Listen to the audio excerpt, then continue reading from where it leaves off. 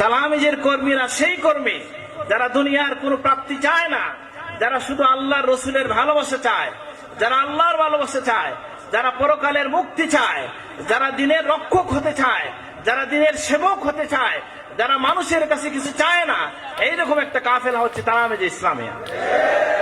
সুতরাং আমি দুইভাবে কথা বলতে চাই।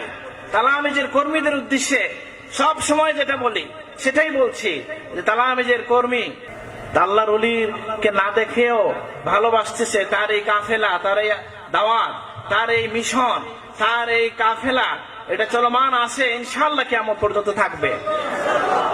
এই কাফেলা, এই তরুণ, এই যুবক, এই ছাত্রের ভিতরে কি চেতনা?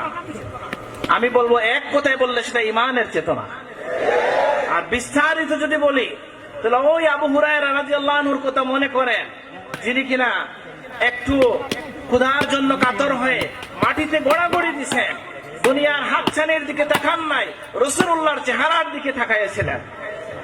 তালামিজের কর্মীদেরকে আমি বলি, আপনাদের সামনে বর্তমান সময়ের তরুণদের সামনে কি কি চ্যালেঞ্জ? এক কথায় আমরা যেটা বলছি, বর্তমান সময়ের তরুণদের, যুবকদের সামনে সবচেয়ে বড় চ্যালেঞ্জ হচ্ছে, এটাকে ভোগবাদী চিন্তা বলতে পারেন, এক কথায় যদি বলেন দুনিয়া, দুনিয়ার লোভ।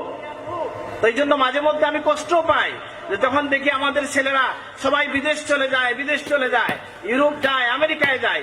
আবার আমি নিজেকে শক্ত করি, নিজেকে নিজে কি করি, সমাজ দেই, বুঝ দেই যে আলহামদুলিল্লাহ, যে কিনা তালামিজের সাথে যুক্ত থেকে, যে কিনা হযরত সাহেব কিবলার শিক্ষা পেয়ে দুনিয়ার যেখানে যেই যাবে সেখানে শুদ্ধ কোরআনের পতাকা উড়বে ইনশাআল্লাহ।